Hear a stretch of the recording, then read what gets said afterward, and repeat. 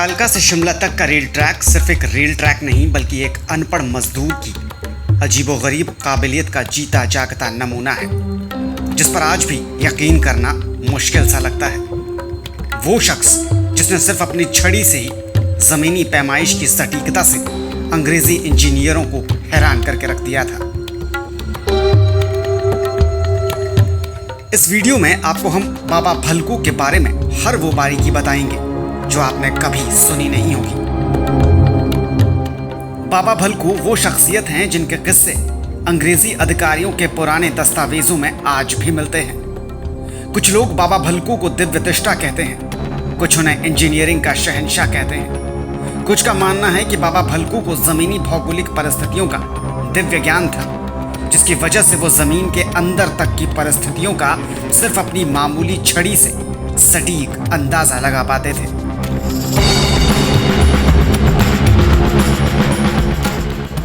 बाबा भलकू के बारे में शिमला कालका रेल ट्रैक पर बनी बड़ोग टनल का एक किस्सा खूब जाना माना है। बाबा भलकू सोलन के चायल के गांव झाझा के रहने वाले थे। उनकी 7वीं पीढ़ी आज भी इसी गांव में बाबा भलकू के बनाए उसी पुराने मकान में रहती है, जिसकी बनावट इंजीनियरिंग का शानदार नमूना है। उनके इस घर को देखने के लिए दूर दूर से लोग आते हैं।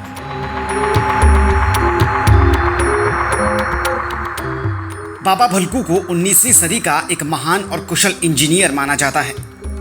हैरानी की बात यह है कि बाबा भलकू कभी स्कूल नहीं गए, पढ़ाई लिखाई से दूर दूर तक कोई नाता नहीं, लेकिन फिर भी जमीनी परिस्थितियों का उन्हें सटीक ज्ञान था।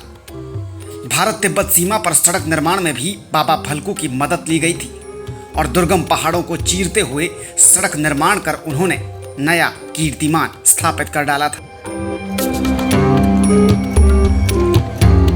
बड़ोग टनल में बाबा भलकू के कारनामे ने ब्रिटिश हुकूमत को हैरान करके रख दिया था। दरअसल शिमला कालका रेल लाइन बनने के दौरान बड़ोग स्टेशन पर एक टनल बननी थी। इसका काम कर्नल एस बड़ोग नाम के एक अंग्रेज इंजीनियर को दिया गया। उस वक्त टनल बनाने के लिए एसिटिलीन गैस का आमतौर पर इस्तेमाल होता था, लेकिन कर्नल बड़ोग ने ऐसा नहीं किया। उन्होंने मजदूरों को ही टनल की खुदाई में लगा दिया। बड़ोग टनल में दोनों तरफ से खुदाई शुरू हुई, लेकिन दोनों तरफ खुदाई करते करते मजदूर टनल को आपस में जोड़ ही नहीं पाए। इसमें अंग्रेजी सरकार का बहुत वक्त और बहुत पैसा बर्बाद हुआ, जिसके चलते कर्नल बड़ोग को ₹1 जुर्माना लगाया गया और इसका काम उनसे छीन लिया गया। इस बेइज्जती के चलते कर्नल बड़ोग ने उसी टनल में आत्महत्या कर ली। बाबा भलकू बहुत ही साधारण व्यक्ति थे। उनके हाथ में एक लाठी होती थी और उस लाठी में ऐसी विलक्षणता थी कि टनल में जहाँ पर जिस दीवार को, जिस क्षेत्र को उन्होंने उससे आघात किया और वहाँ से जो उनको संकेत मिलता था, उस संकेत के माध्यम से वह काम करने वालों को वो संकेत देते थे और सहज में ही बड़ोग की जो टनल, जिसके पीछे एक प्रतिभावान इंजीनियर को आत्मघात करना पड़ा, वो सरलता से बन गई। और बाबा भलकू के इस अतीन्द्रिय ज्ञान से प्रभावित होकर के अंग्रेज़ अधिकारियों ने आगे शिमला तक के मार्ग की जो पुल बने, पुलियाँ बनी या जो सुरंगें बनी, उनका सारा का सारा जो कार्य, उसको ट्रेस करने का जो कार्य था, उसको संकेत, आगे मार्ग को सांकेतिक रूप से बनाने का जो प्रारूप था, उसका सारा दायित्व बाबा भलकू जी को दिया और वो सहज में ही सारे काम करके। इसके बाद एक दूसरे अंग्रेज इंजीनियर को यह काम दिया गया और उसने इसके लिए बाबा भलकू की मदद ली।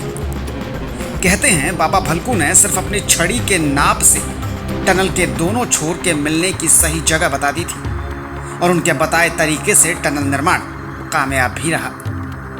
अंग्रेजी हुकूमत बाबा भलकू के इस खूबी से बड़ी प्रभावित हुई। लोग कहते हैं कि बाबा भलकू एक दिव्य पुरुष थे। अगर उनकी मदद ना ली गई होती तो शिमला कालका रेल ट्रैक कभी बन ही नहीं पाता। बाबा भलकू की याद में शिमला में एक म्यूजियम भी बनाया गया है।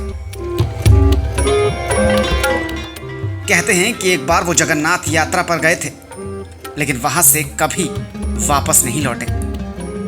बाबा भलकू के झाझा गांव में उनकी एक प्रतिमा भी स्थापित है और गांव में आज भी उनकी याद में भलकू मेला लगता है।